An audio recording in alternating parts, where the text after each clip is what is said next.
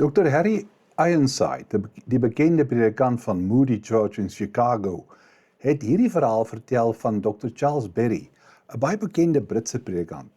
Dr. Berry was aanvanklik deel van 'n beweging wat die godheid van Christus, sy plaasvervangende dood aan die kruis en die noodsaaklikheid van persoonlike redding verwerp het. En nou hierdie gebeurtenis het plaasgevind tydens Dr. Berry se bediening in Engeland. Hy was geplaas in 'n rowwe nywerheidsgebied. In daardie krotbuurte het daar 'n vrou gewoon met 'n baie slegte lewe. Sy het 'n dogter gehad en hierdie vrou het ernstig siek geword. Sy was bang want sy het geweet sy is besig om te sterf en sy het vir haar dogtertjie gestuur om vir haar 'n predikant te gaan haal, soos sy dit gestel het om my in te kry. Sy het vir die kind gesê, gaan haal 'n predikant om my in te kry. En die kind het uitgeloop, gesoek na 'n kerk. Sy moes 'n lang end loop voordat sy by 'n baie indrukwekkende kerk uitgekom het. Sy het in die pastorie gegaan en aan die deur geklop en Dr. Berry het kom antwoord. Sy het gesê dat haar ma baie siek is en hy het skaam gevoel om die taak van die hand te wys. Hy het gedink dat haar ma iewers dronk rondloop, daarom het hy gesê, roep 'n polisieman, dit reën vanaand, ek wil nie uitgaan nie. Sê hulle moet haar huis toe vat. Sy het geantwoord, ma's reeds by die huis, maar sy is nie dronk nie. Sy lê in die bed, sy is besig om te sterf. Sy wil hê iemand moet haar kom inkry. Sy het my gevra om 'n predikant te gaan soek. Sal jy asseblief saamkom? Hy het eers gedink hy gaan haar na 'n ander predikant toe stuur, maar daardie meisie het geweier en gesê, hy mag dalk 'n goeie man wees, maar ek ken hom nie. Ek het vir my ma gesê ek sal 'n regte predikant gaan haal. Ek wil jy moet saamkom en haar inkry. Omdat hy nie die oë kon ignoreer nie, het hy sy jas aangetrek en hy het haar in die nag ingevolg.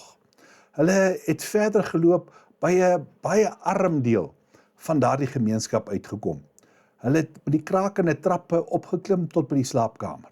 Maar die hele pad het hierdie predikant by homself geloop en dink, wat gaan ek vir haar sê?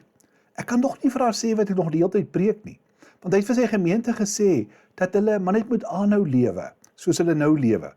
Alles sal regkom. Wat op dese aarde sal ek nou vir hierdie vrou kan sê? Ek kan nie eens vir haar vertel om tot bekering toe kom nie. Sy behoort tot bekering te kom, maar dis te laat in haar lewe. Wat kan ek vir haar sê? Toe onthou hy dat sy ma altyd vir hom gelees het uit Johannes 3 vers 16. So lief het God die wêreld gehad, dat hy sy enigste seun gegee het, sodat die wat in hom glo nie verlore sal gaan nie, maar die ewige lewe kan hê. Hy was nie baie vertroud met die vers nie, maar hy het dit vir haar voorgelees. Die vrou wou saam met hom die vers deurgaan. Sy het hom gevra, beteken dit ten spyte van die soort van mens wat ek is, dat dit ook vir my bedoel is? Wat beteken dit om in Jesus te glo? Beteken dit, jy vat hom vir wie hy sê dat hy is? Jou plaasvervanger. Hy het gesê, wel, dit is wat hier staan. Dit sê dat God sy seun aan die kruis laat sterf het. Dit sê, as ons net die gedeelte voor dit lees, net soos wat Moses die slang in die woestyn op 'n paal gesit het. So het die Here Jesus vir ons gesterf. Dit is wat ek hier lees, dit is wat jy moet doen. Hierdie vrou het net voor haar dood die Here Jesus as haar verlosser aanvaar. Die prediker het self hierdie storie later vertel en gesê, daardie aand het ek nie net vir haar ingekry nie, maar ek het ook myself ingekry. Nou by wyse van toepassing. Dink jy sal seker dat jy in is? Is jy seker dat jy hom vertrou, dat jy in Jesus glo as jou verlosser, as jou plaasvervanger? Kom ons bid saam. Here, U het kom soek om te red die wat verlore is. Keer mense vandag voor. Amen.